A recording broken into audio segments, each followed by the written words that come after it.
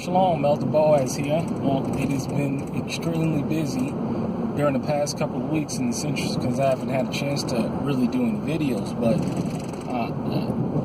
things have been extremely busy, like I said, and it's been a blessed past couple of weeks. I mean, we were able to go to, my son and I, to Abba and Sons out there at Elder Oss's farmers market in Atlanta, and it was just such a blessed and wonderful experience to see young men of patriarchs that are teaching and leading and guiding and getting their sons around other sons that are of like mind and precious faith. And this is what we need to see more of. These are the kind of events that need to take place because our families are so broken, our men are so broken, and our children are so broken that,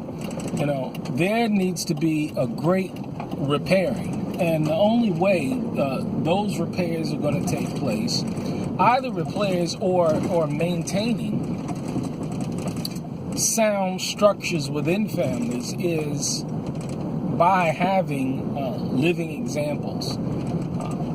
This is the kind of mindset that we need to get into. But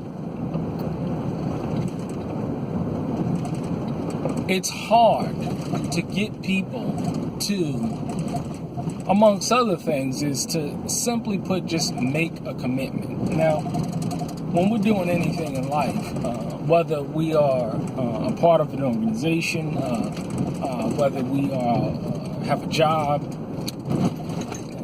anything that requires group participation, living on a piece of land, being a part of a farm, it requires commitment.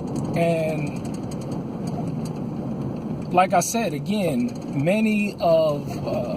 this is one of the many of the problems that we're having, is people just don't want to make the commitment in their hearts. And everybody wants to try something out. Now, it's okay, depending on the circumstance, to try things out. But when it comes to developing a life of meaning and of purpose, and once you found the situation as to where that example is there, and the fruit is there, and the results are there, there's no reason why you should not be able to make the commitment. A double-minded person is unstable in all their ways, so it's rare that you're going to see someone who is not sound in terms of making commitments. It's going to be very difficult to get those kinds of individuals to commit to anything.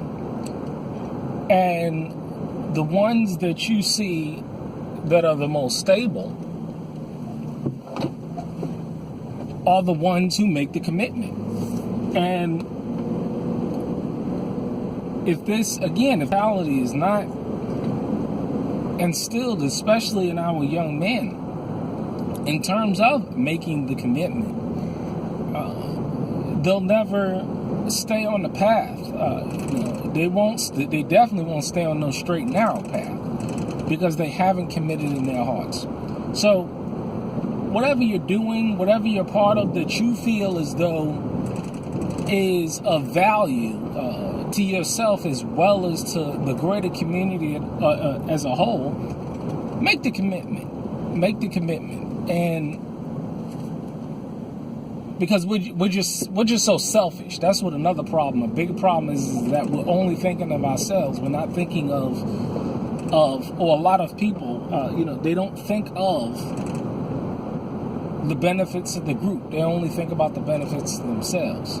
And this is I feel personally, is the largest aspect in the reason why people don't want to make the commitment, is because they're selfish.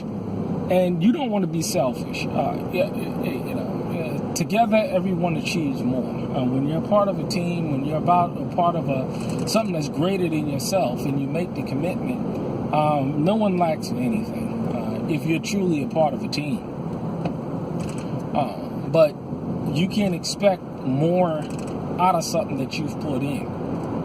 And we want to put a little bit in, but we want to get a lot out. And that's not going to work as well. So make the commitment. You know what I mean? I was thinking about learning how to build, learning how to, put up structures. And I knew that I was going to have to make a commitment. I knew that it wasn't going to be I'm going to show up for, 2-3 weeks or a couple of weekends, or a couple of days throughout the week, and miraculously I was going to know how to build something. No, it wasn't going to happen that way. It's interesting. How I learned how to use a hammer is totally different than how I use a hammer now. And yet it's there all the time, or I was around one all the time. The way I would use a crowbar is totally different than how I used the crowbar prior, and yet and still that crowbar was always around. A wrench, a lot of things that I used previously. I found out in terms of the tools that I was using incorrectly. Or I didn't have the appropriate tool to complete the task, or what's the most efficient way to set a post, or how should you go about overlapping labs? How many inches should it be off the base? How to put up stringers? How to put in bird boxes? How to put in rafters, to fly rafters? How to do all these things?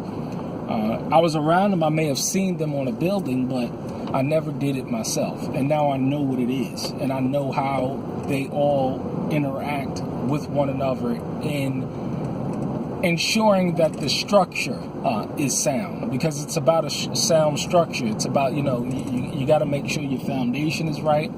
You got to make sure that your walls are plumb and square, because you will find that if you're building something and your building is not square, the walls may go up and everything, but you may find that your roof is off and you can't put on the metal straight, and you'd be surprised how much inches grow as you grow in length.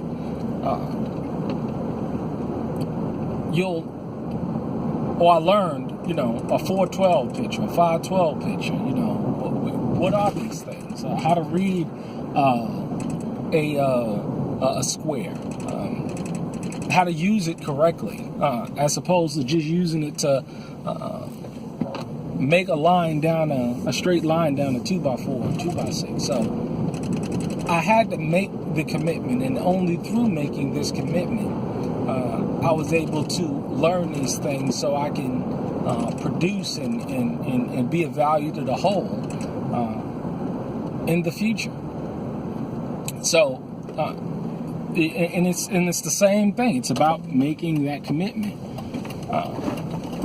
and putting your hands to the plow, and you will be blessed. I mean, the harvest is plenty, but the laborers are few, and the reason why, again, there are many reasons, but we lack commitment.